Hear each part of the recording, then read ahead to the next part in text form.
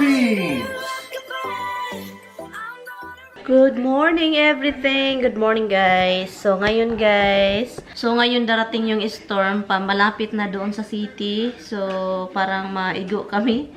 Maigo talaga, parang mapasukan kami din dito. So ngayon, magluto lang ako ng breakfast. Kakain tayo ng rice with egg, gisa, kasi with tomato. Kasi marami tayong tomato, 'di ba? Masarap itong tomato sa egg. So kakain po ako, guys, kasi baka mamaya mawalan tayo ng kuryente. Hindi natin alam kung lalakas dito yung hangin. And nagnunood-nood lang ako, guys. And then tinawagan ko si Tami kasi nag-alala ako dahil grabe na yung baha sa New Jersey, oh. Grabe. Yung baha sa New Jersey. Grabe. Grabe yung baha. Ang daming nagbaha lately. This time, iba yung sa Tennessee, iba yung sa New Jersey, iba yung sa ibang lugar. So, ito siya, Henry.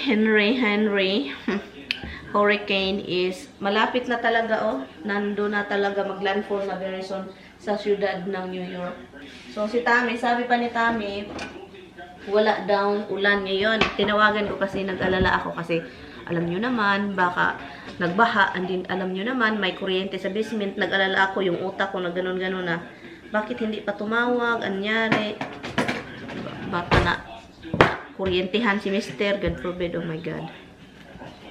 So ngayon guys, magluto tayo ng omelette with rice na para makakain tayo ng sakto. Anyway guys, maayong aga. Sunday ngayon. Happy Sunday everyone. Alam nyo, lumabas ako. Tinitignan ko yung panahon. Sobrang quiet. As in, walang hangin. Sobrang quiet. Sabi ko, quiet pa ngayon. Kasi mamaya, talagang, sabi pa, 8 o'clock daw mag-start dito. Ngayon, 7 o'clock. So, yun.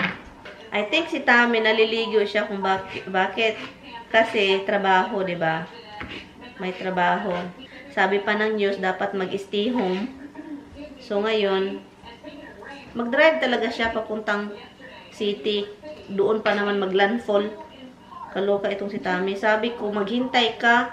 Baka tatawagan ka na nag-close kayo. Kasi grabe yung ulan din, hangin. Pa-landfall na. I don't know kung anong oras mag-landfall eh. Hi guys, ito na yung itlog. So, yun.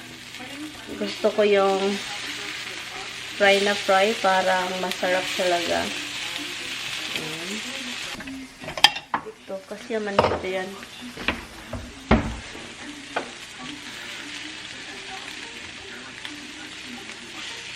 Hindi na siya buo. Kasi, na siya, na chechenggel. So, kausap ko si Tami, guys. Kausap ko siya. So, ngayon, yung trabaho niya, sabi pa, magdesisyon daw sila 8:30. Ngayon, it's 7:17. And magdesisyon sila, close ba sila or ano. So, nakakaloka kasi mag-landfall, doon pa sila magdesisyon. Parang walang utak. And then, kung mag-open sila, na si Tami, magbiyahe sa gitna ng bagyo. Buti na lang kumakain na sila sa mga bigay ko. Kasi masarap kasi yung bigay ko. Yung aso kumakain, yung pusa kumakain. Yun, masaya yung mga kigohertz. Alis po ako guys. Punta tayong CVS. Bibili tayo ng hair color. Bibili tayo ng, ako yung mag-color ng buhok ko. Ito yung inano ko, dyan siya. I-move ko lang ito guys. Baka mapalit. So, i-move natin.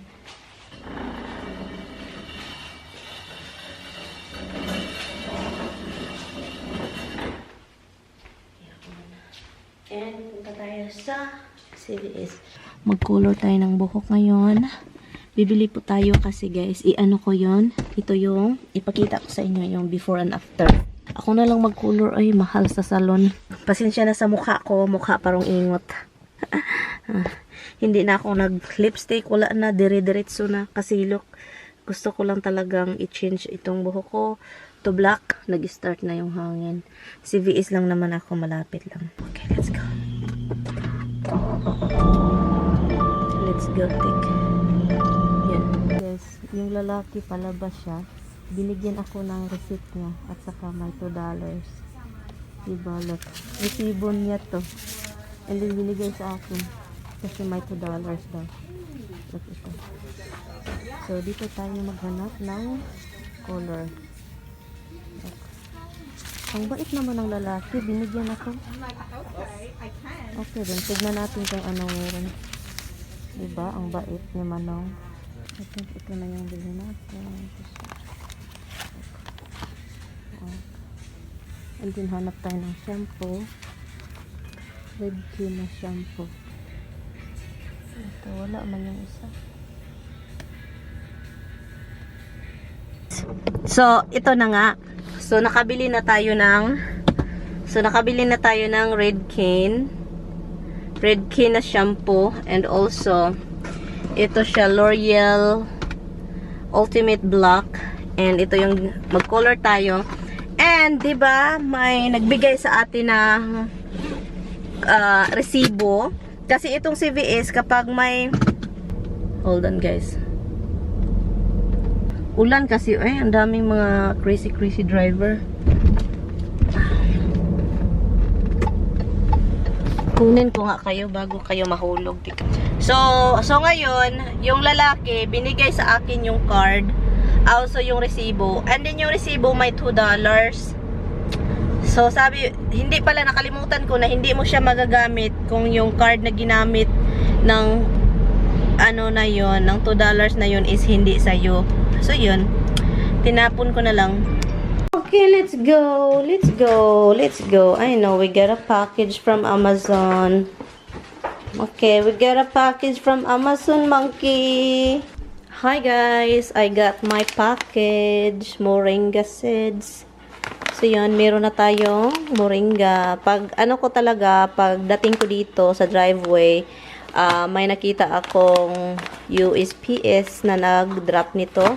At saka with moringa, and also ito yung tomato na dwarf, red robin tomato. I think dwarf ito ipagbili ko. So sabi pa dwarf, so bakit ang nipis? Kasi konti lang yun, 30 seeds lang yung nilagay dito, 'di ba? Lupa ang tatamnan ko nito, guys, moringa. And magtanim ako ng marami kasi mag-share tayo sa mga kaibigan. And then dadalhin na natin itong nabili natin na L'Oreal level 3 permanent na Ultimate Black 1 Natural Forever Noir. At saka ito Redken and Color Extended Shampoo. Ito palang Redken na shampoo. Meron silang conditioner. Hindi ko binili kasi pareha sila $21. Ang mahal. At saka meron kang mabibili na malaking bottle nito, $30 something. So, kailangan kong bibilhin kung palagi akong magko-color ng black. Well, yeah. So, ito yung gagamitin. Kasi na pinapanood ko pala sa YouTube, ang daming good review and also testing. Tinitesting nila yung buhok nila kung makukuha ba yung hair color. So, ito yung mas maganda sa lahat. So, before that, ipakita ko sa inyo yung before. Diba? Okay, so ito siya. At saka, ang taas na ng tubo, diba? Ang dark ng buhok ko. So, kaya, ito yung binili. Kasi tignan nyo naman. Diba ang pangit? Hopefully, sana guys, sana ma-change natin itong color. For sure, ma-change ito, diba? Ang ganda ng buhok ko, yung bagong tubo. Maganda siya, hindi damage. Pagdating dito sa baba, damage na damage. And then, so yun, i-color natin ito. And sana meron tayong itim na tuwalya. Ay, meron namang tuwalya dito, pero hindi siya itim. Look, pang dagat na towel. And bago nyan, maglagay tayo ng towel din dito. So, ilagay natin ito dito para hindi malagyan ng mancha. And i-open natin to. Color and Shine Conditioner. Conditioner pala ito. I think conditioner ito, diba? Tignan natin kung meron ba silang gloves na bigay. Meron silang dalawang itim na Ayan, tignan ko lang po ito dito. Condition like this. Okay, apply all over. What? Option B, do not full head application. You have never colored your hair. You want to apply your fresh shade. Okay, apply all over. Apply color hair. Apply hair color mixture immediately and dry and wash. To dry. Immediately to dry. And wash hair. Apply color at your root and through your ends until. Leave it 25 minutes. Rinse until water runs clear. Condition. And recondition. Guys, bago po natin yan gagawin, maglagay tayo ng petroleum sa dito guys. Para hindi mag-stain yung dito sa pinakadulo, likuran. Huwag masyadong malapit sa hairline.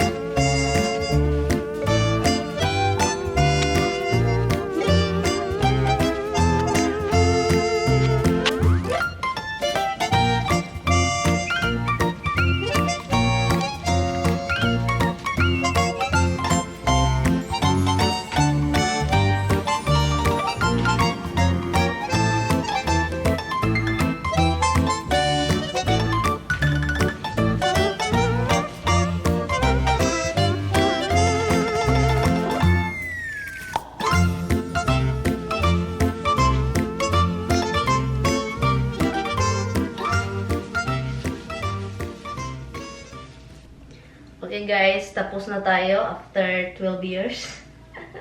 after 12 years. Sana mag-block talaga ito. And ang daming kunin ko agad ito sila guys. Kasi meron tayong mga color. So 25 minutes daw ito dapat i-leave. And meron pang natira guys. Akala ko magkulang siya. Pero meron pang natira. Maligo tayo nito pagkatapos. And then labhan natin itong tuwalya pagkatapos. Ayaw kung dito lang tayo magbanlaw sa jacuzzi natin. Lagyan natin ng maraming tubig para hindi mag-stay. Para hindi magka-stain yung jacuzzi. So, kapag maligo ako, ito na yung gagamitin kong shampoo. Yung mga shampoo ko dyan, i-keep ko lang siya kasi, you know, pag wala na ito, and red cane. So, pag maligo na ako.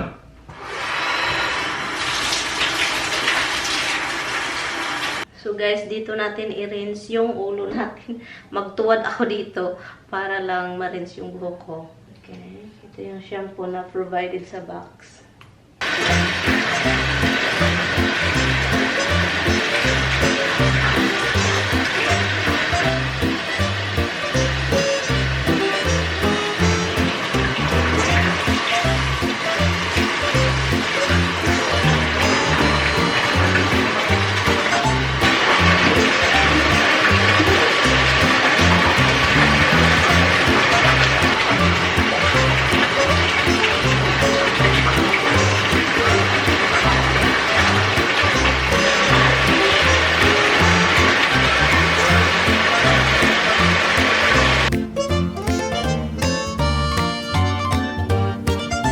Tapos na po akong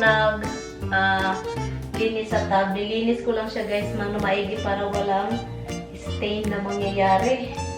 So ngayon, ang soft ng buhok ko dahil sa, yun nga, dahil sa ano nila, pero nahihilo ako. So bakit yung ulo ko sa ginawa ko, hilong-hilo ako.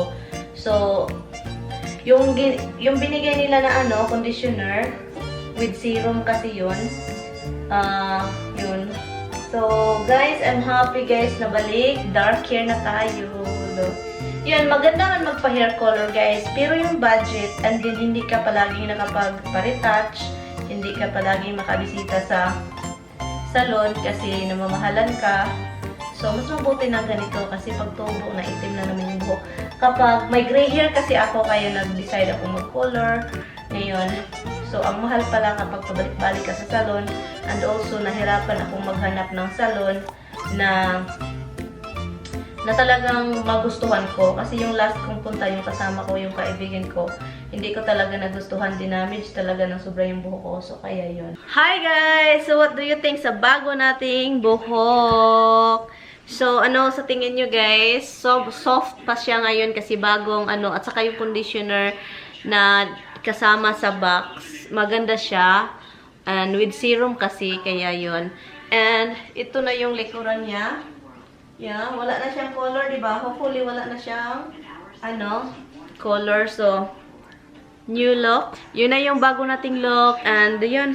So, hopefully, hindi na tayo mag-decide na magpa-blend-blend pa, magpa-color-color pa. Kasi, yun, babalik lang. Actually, this is my second or third time na nagpa-color ako ng ganong style. Yung noon is, siya, yung parang stripe lang, yung parang ganon-ganon, highlights lang. Ito kasi, iba siya. And, yun, yung nagpa-color ako ng buhok.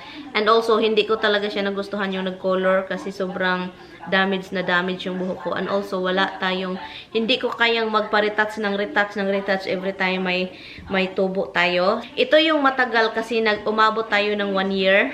Nag 1 year, diba? 1 year ba? Yung talagang, yung sobrang taas ng buhok ko, dito yung buhok ko. Nagpa-highlights ako. And then, mahal din yung gastos. 250 yung kasi sobrang taas ng buhok ko. Noon pa, matagal na to. And then, the next day, mga ilang buwan, hindi ko nagustuhan. Kinuloran ko na naman ng black. So, palagi akong ganito yung style. Noon, nagpakulot din ako ng buhok. And then, ang nangyayari, ilang buwan, pina-straight ko din. Pinawala ko yung kulot. But anyway, so yun lang guys. Change look tayo. And sana okay lang, di ba? I think okay lang naman. Kailangan lang siyang i-trim yung buhok ko. And I think what I'm gonna do is flip it over and just trim it myself. So, yun siya. Anyway, guys, i-end ko na itong ditong vlog. Thank you guys so much for watching. I will see you guys tomorrow. Well, masaya naman ako sa nangyari. Masaya naman ako sa nagawa ko. At saka hindi pa siya mahal, diba? Mura lang. So, mura lang siya. And, bye guys! Thank you so much guys for watching. I will see you guys tomorrow. And, yun. And, update pala kay Tami. Nagtatrabaho siya, guys. Akala niya hindi sila magtrabaho. Tinawagan sila patrabaho doon. So, yung storm is humihina. Pero, ang lakas ng ulan. So, yun. Yung isang bahay is bahang-baha, pero wala si Tami kasi trabaho. So, yun, and yun lang. I will see you guys tomorrow. Bye, guys! Thank you guys so much for watching!